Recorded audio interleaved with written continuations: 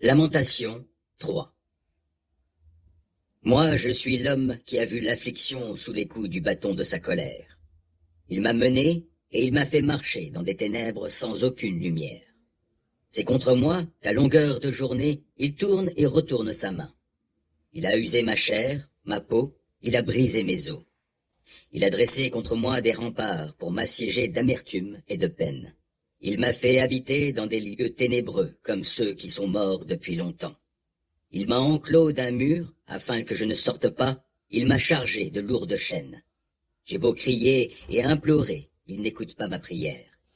Il a barré tous mes chemins avec d'énormes pierres, il rend ma route impraticable. Il m'a épié comme un ours aux aguets, ou comme un lion tapi dans sa cachette. Il m'a fait sortir du chemin, il m'a mis en pièces, et il m'a transformé en une terre dévastée. Il a bandé son arc, et il m'a pris pour cible. Il m'a percé les reins avec les flèches tirées de son carquois. Je suis devenu la risée de tout mon peuple, et le sujet de ses chansons à longueur de journée. Il m'a gavé d'herbes amères, il m'a abreuvé d'absinthe. Il m'a brisé les dents sur du gravier, il m'a couvert de cendres. Tu m'as banni loin de la paix, je ne sais plus quel goût a le bonheur.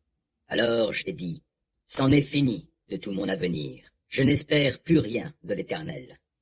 Oh, souviens-toi de mon humiliation et de ma vie errante, du poison, de l'absinthe dont je suis abreuvé. Sans cesse, je m'en souviens, et j'en suis abattu. Et voici la pensée que je me rappelle à moi-même, la raison pour laquelle j'aurai de l'espérance. Non, les bontés de l'Éternel ne sont pas à leur terme, et ses tendresses ne sont pas épuisées. Chaque matin, elles se renouvellent. Oui, ta fidélité est grande. J'ai dit, l'Éternel est mon bien, c'est pourquoi je compte sur lui. L'Éternel est plein de bonté pour ceux qui ont confiance en lui, pour ceux qui se tournent vers lui. Il est bon d'attendre en silence la délivrance que l'Éternel opérera. C'est une bonne chose pour l'homme de porter le joug dans sa jeunesse. Qu'il se tienne à l'écart et garde le silence quand l'Éternel le lui impose. Et qu'il s'incline, le visage dans la poussière, peut-être y a-t-il un espoir. Qu'il présente la joue à celui qui le frappe, qu'il se rassasie de mépris, car le Seigneur ne le rejettera pas pour toujours. Mais s'il afflige, il aura aussi compassion selon son grand amour. Ce n'est pas par plaisir qu'il humilie et qu'il afflige les humains. Lorsque l'on foule aux pieds tous les prisonniers du pays, lorsque l'on viole le droit d'un homme sous les yeux même du Très-Haut, et lorsque l'on opprime quelqu'un dans son procès, le Seigneur ne le voit-il pas? Qui donc n'a qu'à parler pour qu'une chose soit, quand l'Éternel ne l'a pas ordonné? Par sa parole, le Très-Haut ne suscite-t-il pas, et le malheur et le bonheur? Pourquoi l'homme se plaindrait-il alors qu'il reste en vie? Que chacun se plaigne de ses péchés. Considérons notre conduite et examinons-la, puis revenons à l'Éternel. Tournons notre cœur, élevons nos mains vers Dieu qui est au ciel. Nous avons péché, et nous nous sommes révoltés. Tu ne nous as pas pardonné, tu t'es drapé dans ta colère, tu nous as poursuivis, tu as massacré sans pitié. Tu t'es couvert d'une nuée pour que notre prière ne parvienne pas jusqu'à toi.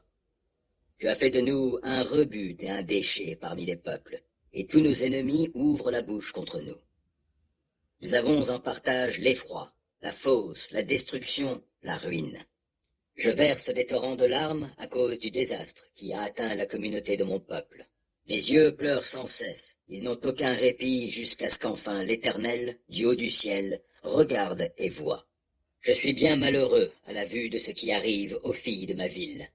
Ils m'ont donné la chasse comme à un passereau, ceux qui sans cause sont mes ennemis.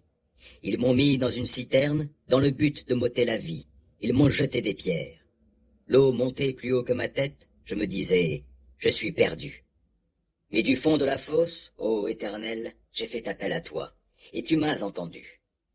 Ne ferme pas l'oreille à mes soupirs, à mes cris de détresse.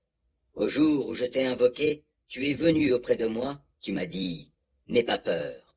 Seigneur, tu as plaidé ma cause, tu m'as sauvé la vie. Tu as vu, Éternel, les maux dont on m'accable. Fais-moi justice. Tu as été témoin de leur soif de vengeance et de leur complot contre moi. Tu entends leurs outrages, ô Éternel, tu connais les complots qu'ils forgent contre moi. Leurs propos, leurs pensées sont tournés contre moi à longueur de journée. Regarde-les. Qu'ils s'assoient, qu'ils se lèvent, moi je suis le sujet de leurs chansons.